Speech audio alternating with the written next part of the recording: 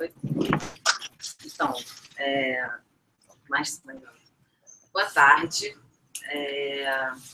Vou apresentar aqui o palestrante hoje, que é o Carlos Nepomuceno.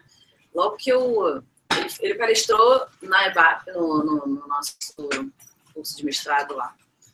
E aí, logo no dia seguinte, eu vim para cá, chamei Pedro, Humberto, Danilo, enfim, e aí já comecei a falar sobre tudo que tinha na palestra, assim, e tem muita curiosidade do que a gente faz aqui. O professor estuda filosofia da tecnologia e antropologia cognitiva. É autor do livro Gestão 3.0 e Crise das Organizações Tradicionais. Coautor, junto com o Marcos Cavalcante, do primeiro livro sobre o Web 2.0 no Brasil, Conhecimento em Rede.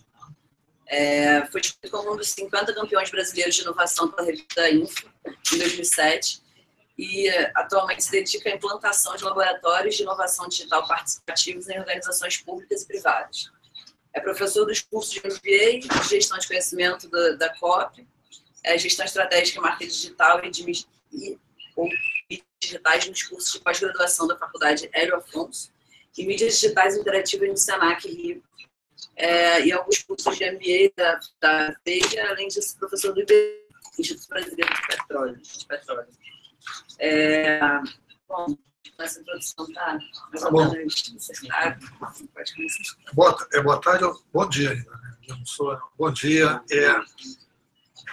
Eu estou nessa brincadeira de internet desde 95, montei minha empresa, quer dizer, desde 93 trabalhei aqui perto, aqui na Botafogo, no Ibase. O Ibase começou o primeiro provedor de acesso, o Alternex, e eu trabalhei lá durante 2 anos. Cheguei no final a ser coordenador lá do Alternex, e depois saí para montar a minha empresa. Então, a minha empresa é uma microempresa de estratégia digital. Eu tenho mais de 500 projetos nessa área, né? Então, já fiz absolutamente de tudo que vocês possam imaginar de internet, né? Tenho 3 filhos e a batalha é grande, né? Então, já foi tudo que vocês possam imaginar, eu já fiz de internet. Então, mais recentemente, eu comecei, há uns 10 anos, essa minha aventura um pouco mais na área teórica, na área de aula. O professor Marcos Cavalcante da COP me convidou para dar aula lá no MBA, e a partir daí eu entrei no outro movimento, que era o movimento de... Eu já tinha uma coluna no Jornal da Tarde, que eu sou jornalista, mas assim, a parte mesmo de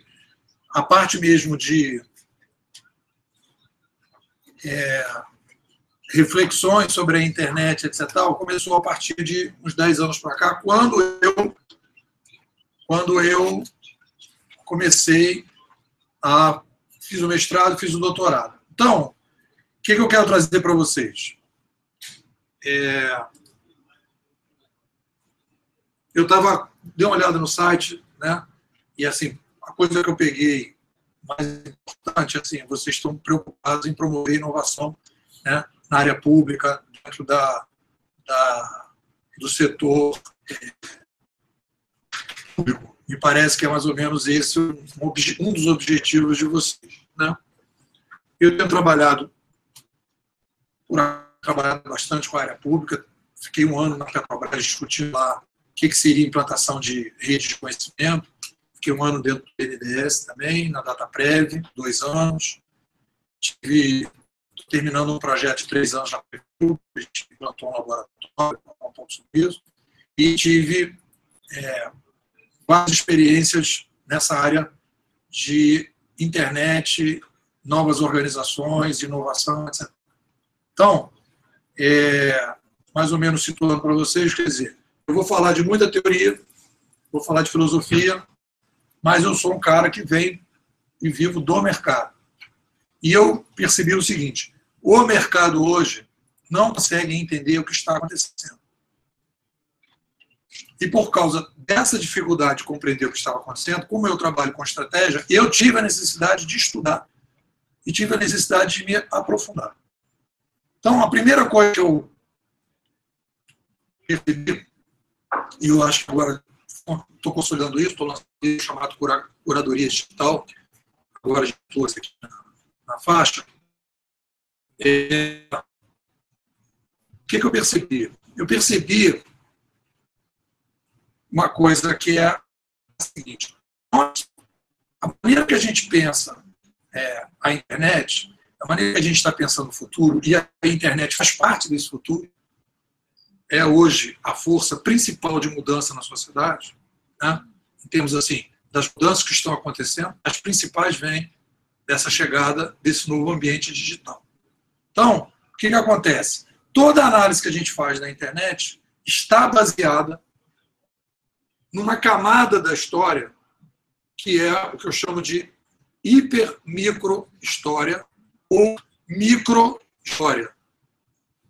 A micro-história e a hiper-micro-história, de maneira geral, trabalham com causas e consequências muito próximas.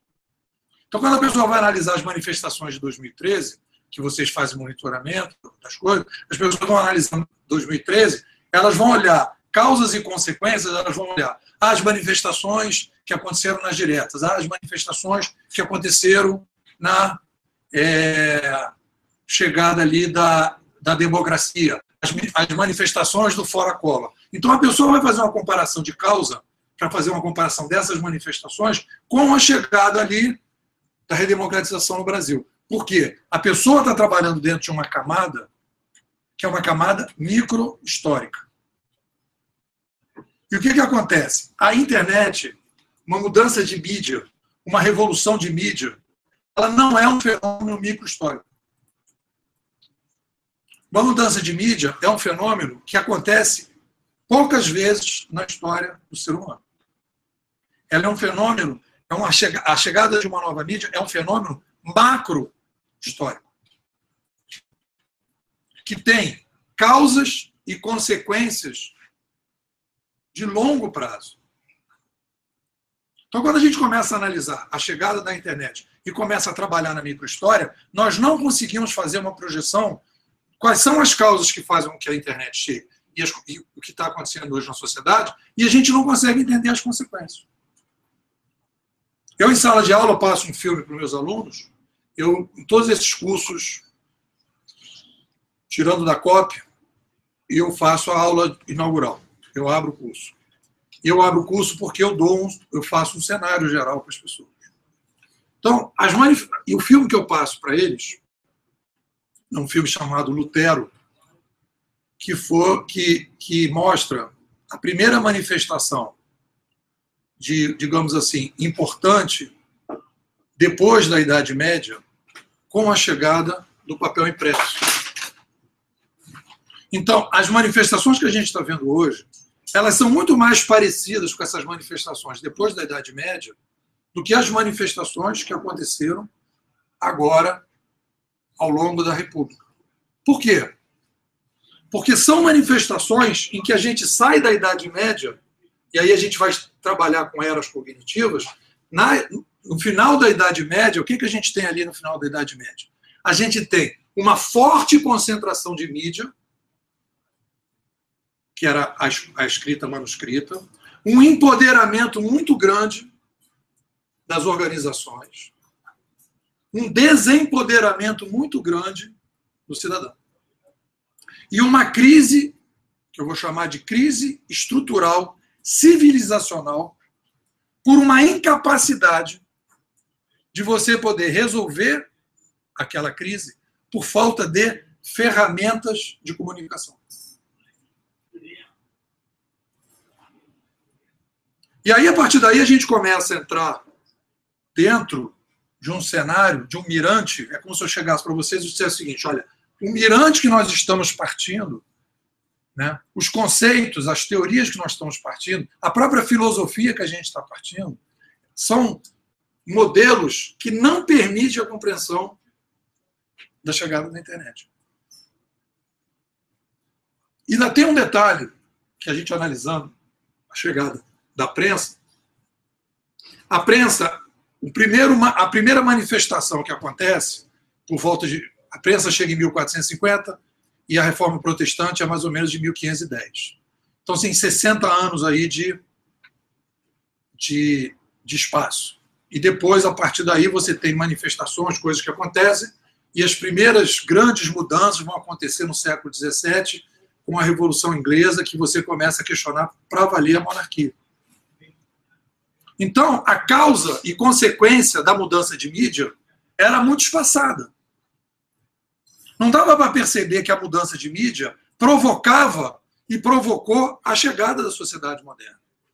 Tanto que os historiadores clássicos do século passado, na minha opinião, equivocados, acreditam que a sociedade moderna começa a partir de 1453, com a queda de Constantinopla, e passam batido pela chegada da nova mídia em 1450.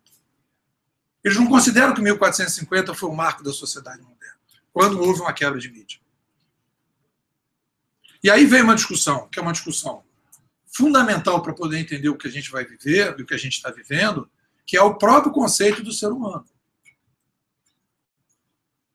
Nós nos vemos como uma espécie cultural. Quando a gente olha para os outros animais, a gente diz, os outros animais não são culturais e o ser humano é cultural.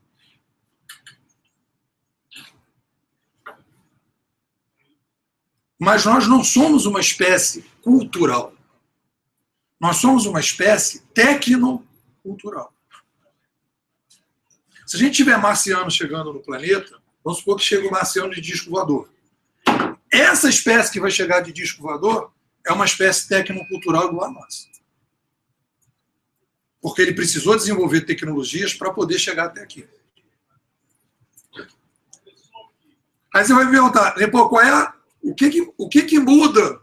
O que é relevante para a gente poder entender a sociedade que a gente vive hoje a partir dessa discussão da tecnocultura? As outras espécies animais, elas não têm, isso é uma coisa importante. Tudo bem?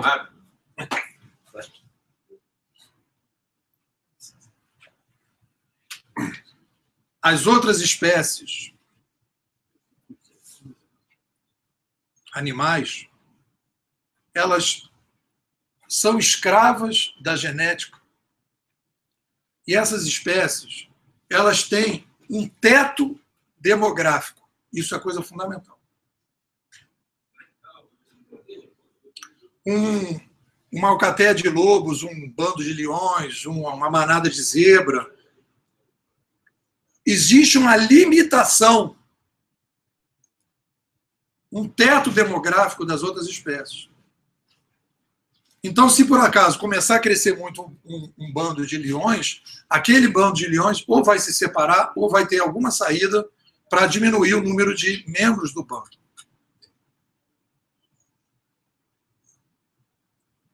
Então, o que acontece?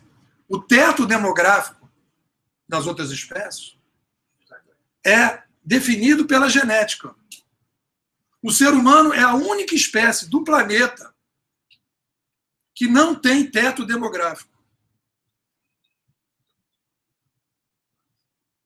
Isso faz uma diferença gigantesca na maneira que a gente pensa o ser humano.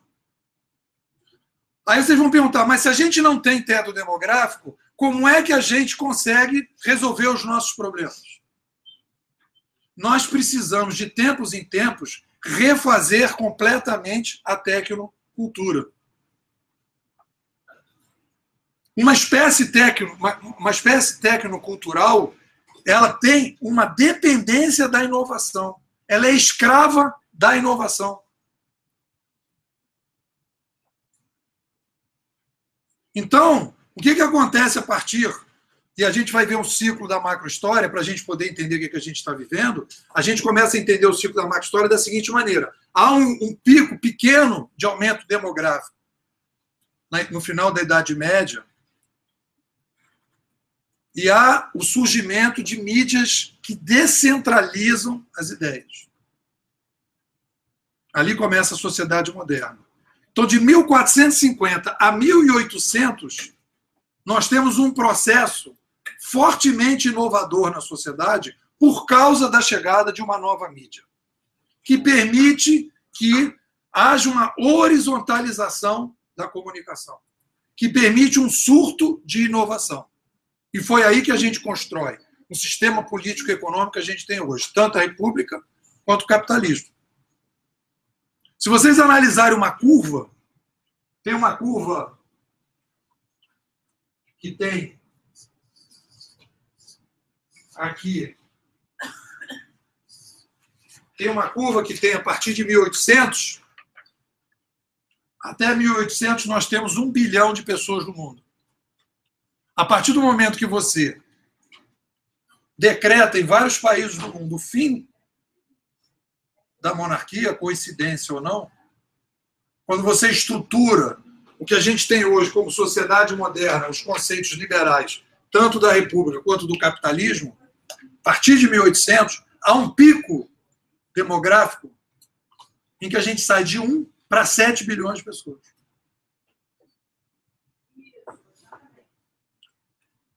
Então, esse pico demográfico vai fazer com que a gente vá esgarçar tanto o sistema capitalista quanto a república. Porque a gente vai aumentando o tamanho da demografia, mas não vai conseguindo inovar na tecnocultura.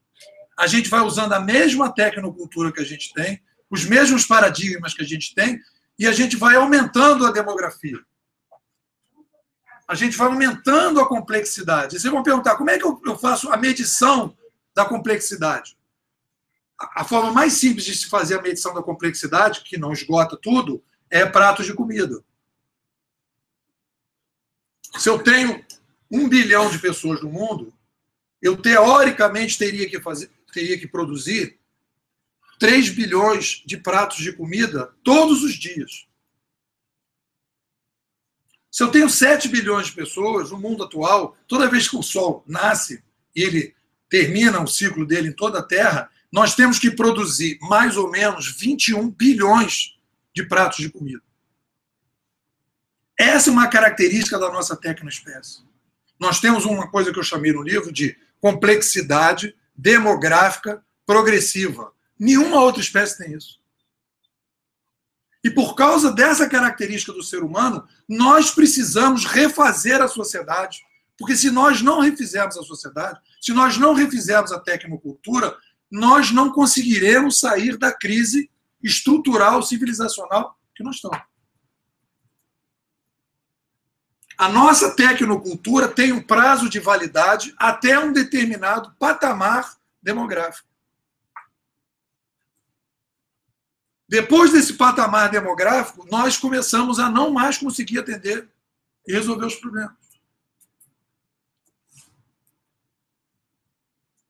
Como é que isso desce dessa macro-história e cai para dentro de uma organização, como a Prefeitura do Rio, por exemplo?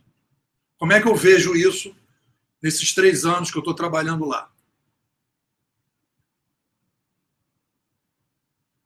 Eu tenho, a Andressa falou, eu trabalho com 3 escalas. No livro eu trabalho com 3 níveis de discussão. Na filosofia eu trabalho com a filosofia da tecnologia, e na filosofia da tecnologia o conceito novo é a tecnoespécie, ou tecnocultura. Na questão da teoria, eu trabalho com antropologia cognitiva, que é o estudo das mudanças de mídia. O conceito fundamental é a complexidade demográfica progressiva e os ciclos cognitivos que pedem revoluções cognitivas. E na parte de baixo, que é a estratégia, que é o que eu entrego para o meu cliente, eu chamo de inovação migratória. Então, o que é a inovação migratória? Eu crio um cenário, que é isso que eu estou mostrando para vocês, e mostro o seguinte: nós estamos vivendo hoje, na sociedade atual, nós estamos vivendo hoje o fim de uma longa era cognitiva. Uma longa era cognitiva. Se a gente for analisar com calma, tem gente que diz que a era cognitiva... Tem várias análises de eras cognitivas. Na minha análise, nós estamos fechando um ciclo de 70 mil anos, desde que nós começamos a falar. A mudança o tamanho da mudança é tão grande que a gente fecha um ciclo de 70 mil anos. Como uma espécie sonora e uma espécie em que a gente se baseia fortemente a nossa organização em sons parecida com os mamíferos. Então, esse cenário vai me mostrar o quê? Desde que eu estou trabalhando com as organizações, que eu comecei em 2006, tentando implantar, tenho uma longa história de tentativa de implantação desse modelo, digamos, Facebook dentro das organizações, o modelo Uber dentro das organizações. Qual foi a conclusão que eu cheguei? São duas culturas, e aí tem um fenômeno que eu botei no livro, que é um fenômeno que é o seguinte: nós hoje vivemos duas culturas, duas administrações da espécie em paralelo na sociedade hoje.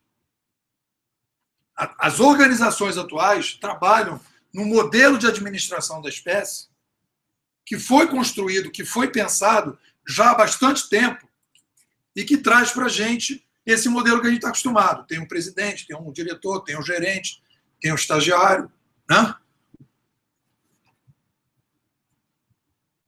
Só que esse modelo... Aí o cara vai dizer, saiu uma matéria comigo na época, negócio ano passado, em que eu disse que os gerentes estavam morrendo. O título era Vamos acabar com os gerentes. Aí foi porradaria, tiro, faca, bomba, né? Escopeta, todo mundo atacando, etc. Né? Mas o que acontece? O que eu estava tentando mostrar é a administração que a gente tem da espécie até o fim da era cognitiva, que termina com a chegada da internet, ou começa a terminar ali, ela foi funcional. Ela deixou de ser funcional quando a gente foi aumentando o tamanho da população. E a gente viveu crises e foi perdendo a capacidade. A gente, eu dei um nome que eu dei que chama assim, nós vivemos um período de hiperintermediação. Essa hiperintermediação, principalmente no século passado, abaixou a diversidade humana. E por causa disso, a gente foi convivendo com essa situação que está aí. Quando a gente abre para uma mídia descentralizada como a internet, e é isso que está acontecendo no Brasil hoje, não há condição de você encaixar aquela república numa estrutura descentralizada como é hoje. Para você ter um Sarney no Brasil, você precisa ter uma mídia controlada. Se você descontrolar a mídia, o Sarney não consegue se manter porque as pessoas vão ver o que ele está fazendo. As pessoas não são burras, elas não sabiam, elas não tinham informação. Então, quando você abre a porteira, as pessoas saem. Então, a República já mudou. Não é que a República do Brasil vai mudar, ela já mudou. Só que ela não está ainda transformando a mudança que aconteceu em cada pessoa e na sociedade em casos concretos, porque isso demora. Mas a estrutura básica que mantinha a República, que era o controle da mídia, não existe mais. Então, quando eu falo de inovação migratória, qual foi a minha percepção desde 2006, tentando implantar essa colaboração nas organizações? São duas culturas, são duas administrações da espécie separadas. Uma cooperativa de táxi é o modelo mais próximo que a gente pode dizer da antiga administração da espécie. Você liga para uma telefonista, que é um centro, aquele centro escolhe um táxi para você, você espera 40 minutos para o táxi chegar, não existe um critério de quem está mais perto, você demora a receber o taxista, às vezes o taxista que vem você não gosta dele, mas você não tem como reclamar, ou se você reclama não acontece nada. Esse é o modelo. Que tem uma resposta ruim para a complexidade que a gente tem hoje numa cidade de milhões de pessoas. O outro modelo é o modelo do Uber. Que já não é mais quando a pessoa fala o Uber é um novo modelo de negócio. Não, o Uber não é um novo modelo de negócio. O Uber é uma nova administração, é uma nova forma de você fazer a administração da espécie humana. Nós saímos, a cooperativa de táxi é uma cooperativa de táxi baseada no modelo dos mamíferos. Você tem que falar para ser atendido. No Uber você não fala, você troca sons, você troca rastros. E quem troca rastros não são os mamíferos, são os insetos que trocam rastros. E os insetos trocam rastros por quê? Porque os insetos têm um teto demográfico muito maior do que os lobos, os leões e as zebras.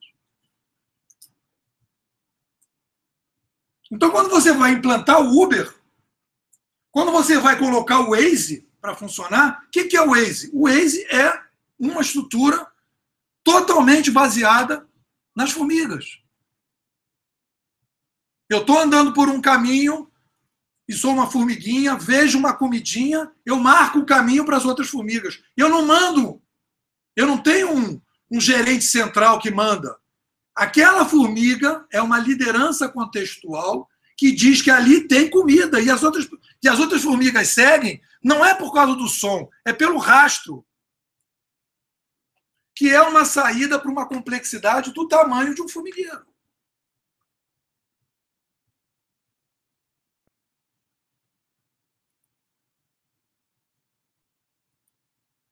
Então, esses novos modelos, YouTube, Facebook, Uber, Mercado Livre, estante virtual, se vocês forem analisar a classificação, a qualificação das pessoas, tudo é feito na base dos rastros.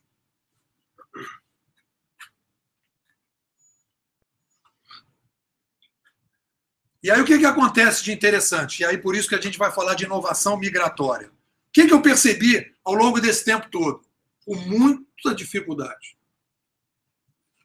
Quando eu tentei implantar, e eu tentei em várias empresas, desde 2006, que eu venho tentando implantar o que a gente está chamando de, vocês podem chamar de vários nomes, colaboração, participação, conhecimento em rede, inovação participativa, vocês podem chamar de vários nomes. Então, hoje o nome que eu estou chamando de inovação migratória. Por quê? Nós vivemos a passagem de uma era cognitiva para outra, nós vivemos hoje a passagem de uma administração de uma espécie para outra, e as organizações atuais, uma cooperativa de táxi, um modelo político, uma organização tradicional, uma venda de livros, uma livraria, tudo que você possa imaginar, uma empresa de turismo, uma empresa de corretor de imóveis, uma empresa de corretor de imóveis, toda essa estrutura foi montada numa tecnoconjuntura que está acabando. E nós estamos começando hoje uma nova tecnoconjuntura. E aí a pergunta que vocês vão fazer é o seguinte, pô, como é que eu saio dessa estrutura para essa nova estrutura? Como é que eu faço a passagem daqui para cá? No livro de 2006, a proposta que nós fizemos era cria um núcleo interno na organização, pequenininho, e vamos tentando fazer isso lá dentro, de um setor que vai crescendo e que vai mostrando. Não funcionou. Não funcionou pelo seguinte, existe um processo que funciona aqui que tem uma lógica. Essa lógica é uma lógica de um modelo de administração da espécie. Ela entrega nesse modelo. Uma cooperativa de táxi é um modelo de administração da espécie e o Uber é outro modelo. Não são compatíveis entre si. Se a gente olhar a microhistória, a gente não vai conseguir enxergar isso. Mas se você olhar a macrohistória, você vai ver que são dois modelos diferentes. Então, o que você precisa fazer nas organizações? Você precisa criar um laboratório de migração para fazer com que esta organização aqui ligue para cá, mas que ela tenha a percepção que o que está acontecendo hoje vai acabar. Não vai continuar. – 7 mil ônibus no Rio de Janeiro. 40 fiscais. Esse é um problema que apareceu na prefeitura. Como é que eu resolvo isso na estrutura atual? Eu aumento o número de fiscais, aí bate nesse problema hoje do Estado, não tem dinheiro para pagar os funcionários. Como é que eu resolvo esse problema? A gente começou a discutir isso lá, nesse laboratório. A gente criou um laboratório. Foi o primeiro laboratório que eu criei. Criamos um laboratório separado. Qual é a ideia? Mete aplicativo na mão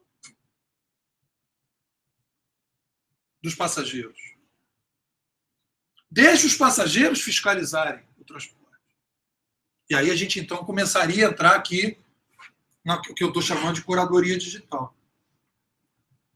Mas sabe qual é o problema quando a gente começa a pensar essa ideia de passar para a curadoria digital?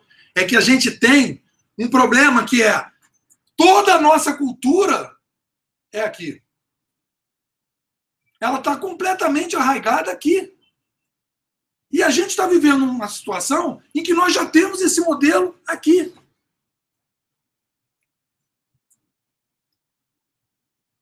E aí o que as pessoas tentam fazer? As pessoas tentam fazer uma coisa que eu chamo de gestoria. É meio gestão, meio curadoria. É uma coisa assim em cima do muro, aquelas duas canoas que vão se afastando, que a pessoa fica tentando juntar. A 99 Táxi, por exemplo, é um modelo de gestoria. Você vai, liga para 99 e diz, pô, vou pegar aqui um táxi, beleza. Aí você não gostou do motorista, reclama. Aí vem um e-mail para você dizendo, olha, vamos tomar providência. Isso é gestoria. O que é o Uber? O Uber não quer nem saber. O motorista do Uber tem que ter 4.7 de estrelinha. Se não tiver 4.7, ele sai da plataforma.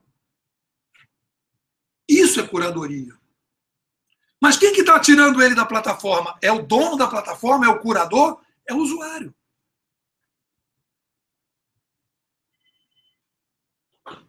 Então, para uma empresa de ônibus funcionar, e aí eu vou falar uma outra coisa que eu falei naquela matéria da época, para esse modelo funcionar, eu tenho que acabar com a relação patrão-empregado.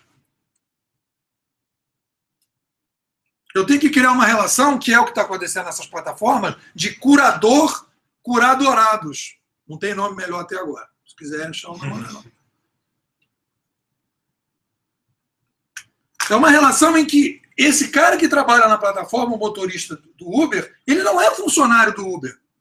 Ele é um micro fornecedor articulado dentro de uma plataforma. Como é o caso do Mercado Livre, como é o sebo da estante virtual.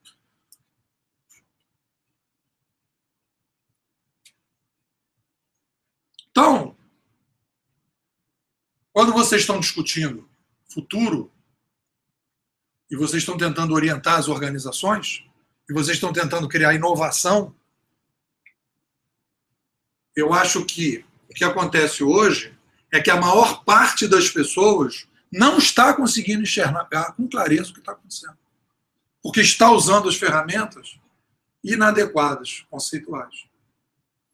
E quando vocês chegam para o cliente de vocês e falam, não, vamos fazer isso, vamos fazer aquilo, vamos pensar as melhorias, tudo, de maneira geral, vocês estão falando de implantar a gestão.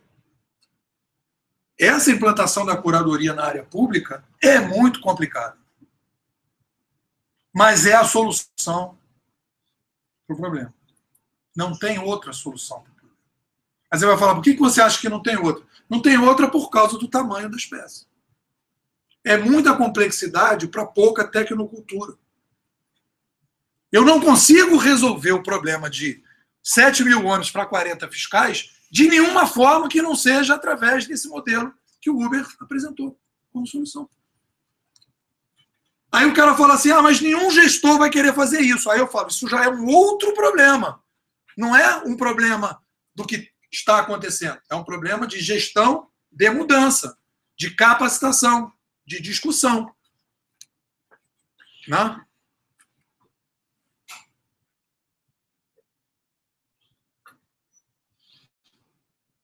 Alguém quer perguntar alguma coisa? Fala. Bom, acho que o conceito ficou bem claro, assim. Existe algum exemplo prático de aplicação desse tipo de curadoria à gestão pública? Ou, se não, você enxerga alguma situação real em que há uma solução, que você consiga mostrar uma solução prática, que ainda não foi implantada, mas que resolveria o grande problema? Não, olha só. Eu demorei muito tempo para chegar na ideia do laboratório de migração. Quando eu comecei o trabalho na IPLAN, aqui no Rio, e nós ficamos lá 3 anos fazendo uma capacitação, eles criaram um laboratório, etc. Nós já criamos aquele laboratório com este conceito que não era para fazer uma coisa dentro, era para fazer fora. Então nós criamos lá vários projetos experimentais que seriam soluções para esse tipo de problema. Esse do ônibus é um. o controle, por exemplo, dessas praças de terceira idade, em que você teria o idoso avaliando os brinquedos, avaliando o próprio instrutor, né?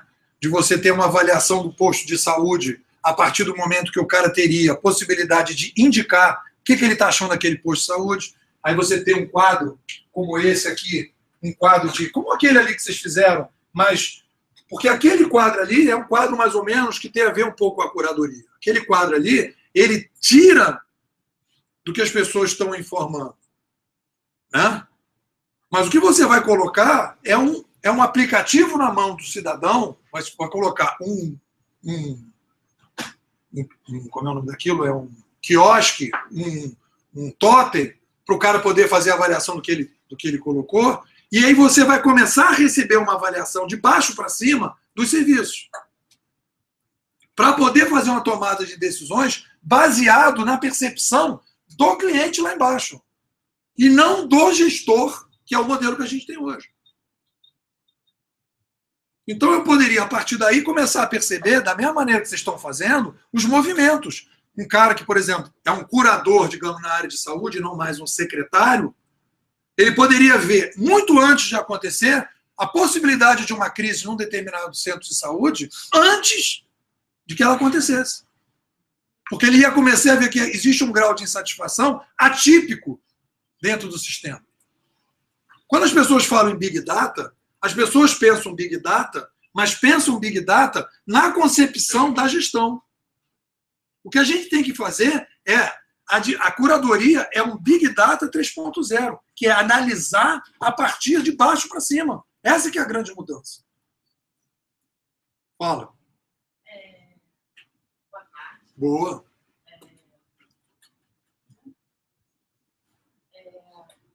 Você falou exatamente no que eu estava pensando agora, que eu acho que o grande desafio, além da migração, é a análise de todo esse material, né, de todos esses dados. Aí eu gostaria que o senhor pudesse falar um pouquinho sobre isso, assim, como é que o senhor enxerga o poder público lidando com o Big Data. E eu vejo algumas dificuldades e grandes desafios de tentar entender hierarquia de informação, alertas. Às vezes eu percebo que eles ficam perdidos no mar de informação. Porque o conceito que eu acho que está equivocado, a passagem da gestão para a curadoria, eu ralei um pouco para chegar nisso aí. Mas o que acontece? Aqui na curadoria, para funcionar, então vamos colocar três etapas. Eu estou na gestão, eu adoro essa coisa de curadoria, mas vem para a gestoria. E depois você tem uma outra fase da curadoria. Não há problema de você fazer uma coisa intermediária se você sabe que você está indo para a curadoria. O problema é que as pessoas vêm para a gestoria para fingir que estão mudando, mas não querem perder o controle. O problema básico é o controle. Quando eu falo que a gente não vai ter mais o gestor e vai ter um curador, a base da curadoria é que eu deixo a decisão ser passada por um algoritmo que administra a participação. Eu não posso definir, por exemplo, o Uber não define qual é o motorista que vai estar dentro da plataforma. Ele não controla isso. Ele abriu mão desse controle. É diferente de uma cooperativa de táxi que tem é um clube que todo mundo se conhece e que se algum taxista vacilar, mas eu sou padrinho do afilhado dele, eu não vou ir contra esse cara. Independente desse cara estar dirigindo mal, independente do carro dele estar estragado, eu não vou contra ele, porque eu tenho uma relação com ele pessoal. O curador não tem essa relação. Ele não estabelece, ele vai deixar que o consumidor, que o cidadão vá introduzindo no sistema e o sistema vai tomando as decisões. Vamos pegar um exemplo prático desse do motorista de ônibus. O que é uma gestoria, o que é uma curadoria nesse esquema do ônibus? Uma gestoria seria: o cara recebe um aviso que o motorista está vacilando e ele vai tomar uma providência. Isso é gestoria. Ah, é melhor do que é hoje? É, porque você tem a informação do cidadão, o cidadão tem a informação, e ele vai fazer. Mas qual é o problema? Você começa a receber muita informação, você tem que processar. Aí você começa a abre uma caixinha de sugestões gigantesca e você não consegue processar isso. E, além disso, você tem que tomar uma decisão.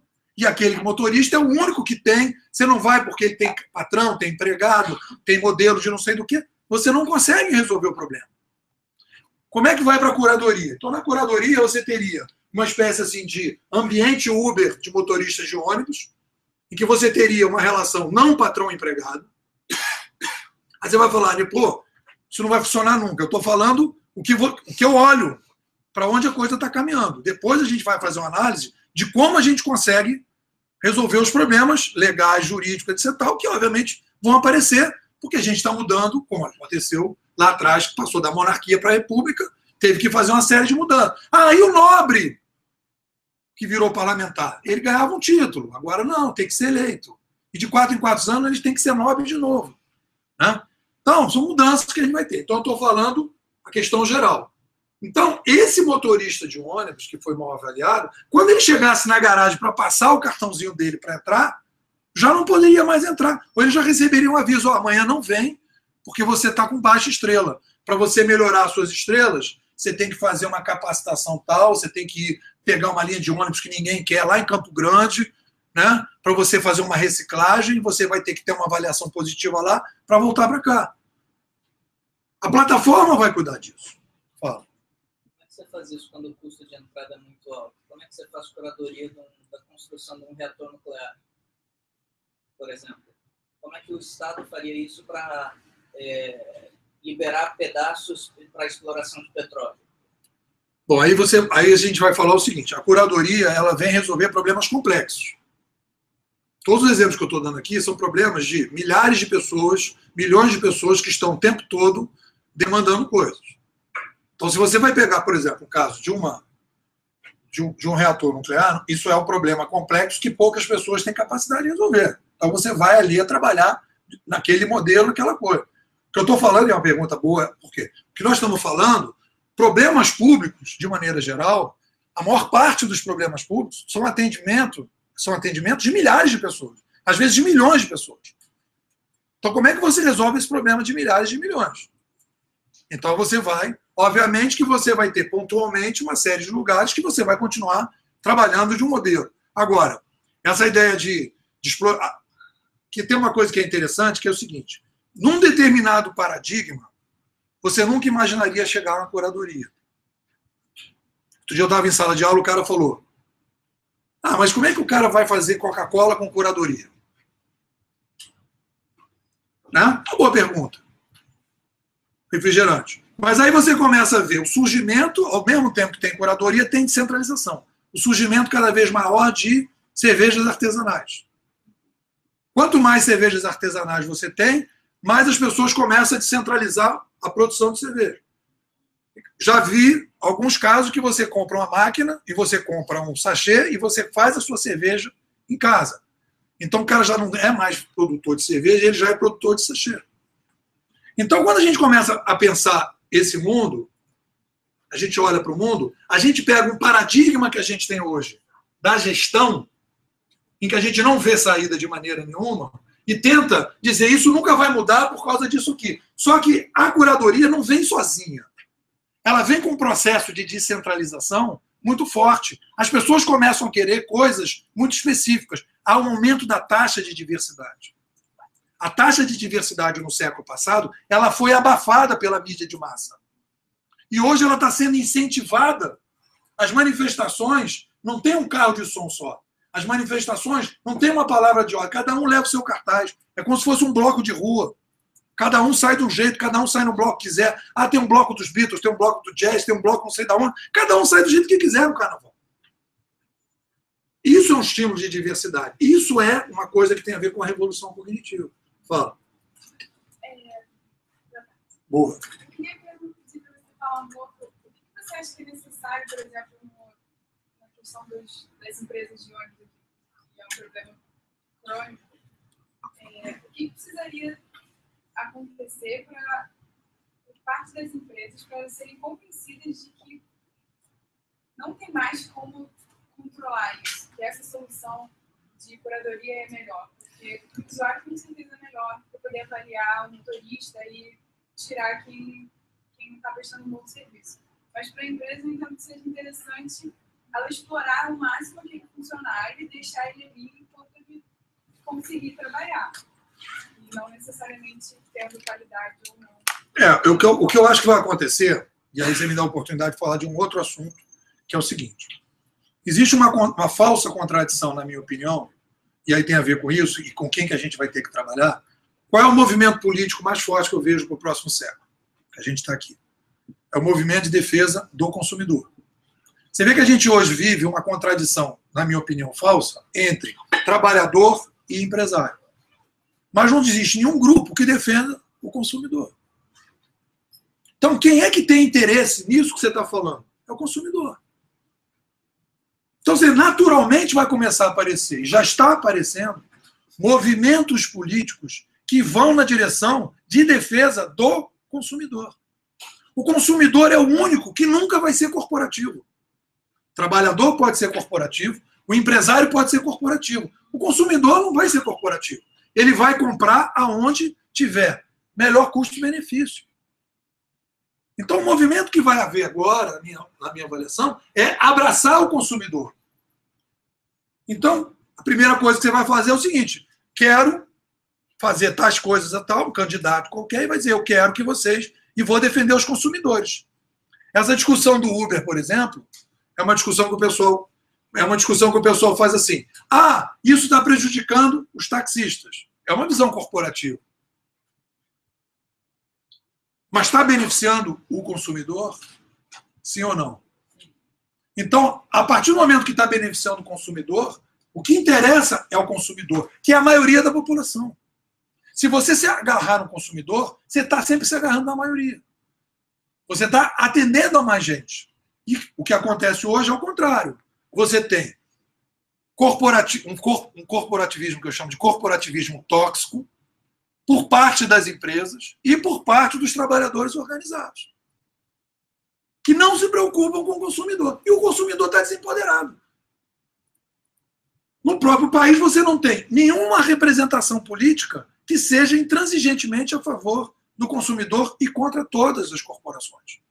É o que vai surgir. É a demanda que está surgindo. E isso vem junto com a curadoria.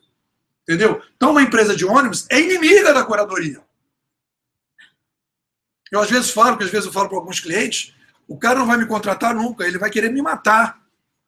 Porque eu sou contra o negócio dele, porque ele vai querer esticar. Pega, por exemplo, a TV Globo. O caso da TV Globo é um caso emblemático. Se você pega a TV Globo, o valor dela, em termos de ação, digamos que ela estivesse na Bolsa, antes e depois do Google, ela perde público, ela perde poder aquisitivo, ela perde público futuro, que são jovens. Ela simplesmente começa a entrar num processo de decadência total. Ela não consegue se reinventar. A monarquia também não conseguiu se reinventar.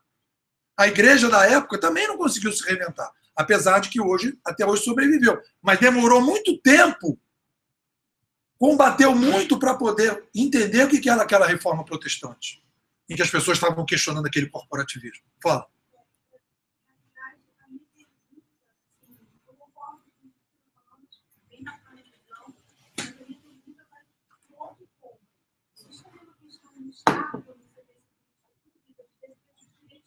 E aí, quando você trabalha a questão da curadoria, você está trabalhando para a maioria. E, às vezes, a maioria não quer que esses direitos das minorias sejam defendidos. Eu queria entender, no processo de curadoria, como é que ficariam os direitos dessas minorias? Que são minorias que precisam ser, às vezes, até protegidas. Por conta da questão... Essa pergunta é uma pergunta legal, porque eu acho o seguinte, vai ter um empoderamento muito forte do indivíduo. Vou pegar um caso assim, digamos, né, do que a gente chama de minoria. Vamos supor que você pegue um homossexual cristão. Então ele quer o casamento gay, mas ele não quer o aborto. Então, teoricamente, você fala, todo mundo que é a favor do casamento gay é a favor também do aborto. Não. O cara pode ser homossexual, querer o casamento gay e não querer o aborto. Você pode ter o contrário. O cara que quer o aborto, mas não quer o casamento gay, por exemplo, por uma questão. Então, eu acho que a gente vive hoje uma situação, e isso tem a ver com o partido, e tem a ver com esse modelo que a gente está tendo, que eu acho que é o seguinte, nessa curadoria, é uma coisa assim que vai se fortalecer muito cada um, que cada um é muito complexo. O que a gente fez? A gente baixou a diversidade. Um partido é você reduzir a diversidade de todo mundo e você ter que abraçar um bloco de pessoas que talvez tenham divergências gigantescas dentro daquele bloco. Mas como você tem que ter aquele bloco, você tem aquele bloco. Então, eu acho que até já pensei assim, em termos gerais, você poderia ter uma plataforma geral que representaria determinados grupos muito genericamente, e as pessoas teriam possibilidade de participação, né, muito específicas, muito descentralizadas, muito localizadas. A possibilidade de participação é muito mais individual. Hoje a gente tem partido. Amanhã eu acredito que nós não vamos ter partido. Porque depois de um certo tempo as pessoas não vão ver sentido nenhum em ter um partido. Porque um partido, para você poder dizer que você concorda com aquele partido, você vai ter tantas perguntas, você vai dizer que você não concorda com ninguém. Alguém tinha perguntado antes. Posso só fazer um... Não sei, você falou do time aí. Então, tem uma pergunta de alguém que está escutando a gente no YouTube. Eu acho que a gente podia fazer essa enquanto está gravando.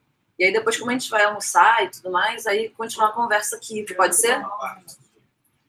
Você acha que... Você está falando de sistema partidário. Acho que a proposta da rede tem assim, para ver com o cultural, parte dos educadores da comunidade, enfim, é uma nova forma de política? Ou é ainda uma proposta? Particularmente com a rede, eu tive um envolvimento muito próximo. Porque eu fui fazer um curso em Brasília, convidei pessoas ligadas à pré-rede há muito tempo atrás. E aí tive contato pessoal com a Marina, aí apresentei essas ideias todas para ela, e ela me convidou para fazer parte do programa de governo dela, e eu apresentei essa proposta que eu estou falando para vocês, e dentro do projeto lá dentro da proposta da rede, tinha lá uma proposta de criação lá de uma secretaria de inovação participativa diretamente ligada à presidência. Né? Então, se ela tivesse ganho a eleição, a gente estaria levando esse projeto, digamos, de criação de laboratórios em termos nacionais, nessa época. Depois de um certo tempo, eu percebi, e aí eu me afastei da rede, porque eu percebi o seguinte: não existe a possibilidade de democracia digital sem descentralização econômica. Você não pode falar em democracia digital e ter um projeto econômico centralizado. Você tem que eu chamo isso de liberalismo 3.0 ou de descentralismo 3.0. É um movimento de fortalecimento do indivíduo, tanto do ponto de vista político quanto do econômico. Não é neoliberalismo, porque o que aconteceu no século passado não foi nem neoliberalismo, foi mercantilismo. Então, o que aconteceu? Aí, dentro dessa visão, eu comecei a estudar os liberais clássicos e comecei a imaginar que você deveria, e hoje é onde eu me identifico politicamente, você tem que descentralizar a política, mas tem que descentralizar a economia. Que se você descentralizar só a política e não deixar a pessoa consumir e ter liberdade de consumo, você, na verdade, está concentrando o poder. Necessariamente. Você tem que matar, você tem que quebrar as organizações. A organização ela tem que ter o mérito atribuído. Na curadoria, qual é o resgate da curadoria? Qual é o grande barato que o Uber traz? É o resgate do consumidor mandando no mercado. Quando as pessoas falam em mercado, as pessoas falam, liberar o mercado significa permitir que as organizações mandem no mercado. Não é assim que eu vejo liberalismo 3.0. Liberalismo 3.0 é o consumidor voltando a mandar no mercado a partir da competição, dizendo quais organizações. Então, aí, a partir daí, e pelo caminho que a rede tomou, e aí tem essa discussão sobre democracia digital, mas a democracia digital, e foi aí que eu saí da campanha, e depois da campanha amadureci isso, se não houver democracia econômica, e não houver uma proposta de fortalecimento do consumidor, você não consegue chegar à democracia digital. Porque necessariamente as organizações centralizadas vão mandar na política. Então não vejo a rede como uma coisa inovadora. Eu vejo muito mais esses movimentos de rua, Vem Pra Rua, MBL, como uma coisa mais próxima dessa curadoria do que propriamente os partidos que estão se apresentando. Né? Então, aí vamos fazer desse jeito. Eu vou fazer a pergunta da pessoa que está escutando a gente, e aí depois a gente continua conversando. Então, é do Demetrios Macedo. No caso do Uber, existe um serviço diferenciado que atraiu a curiosidade e o uso do serviço alternativo. No caso de um sistema já antigo, que tipo de incentivo alguém que já o usa poderia ter para que um sistema antigo se transforme em um sistema novo?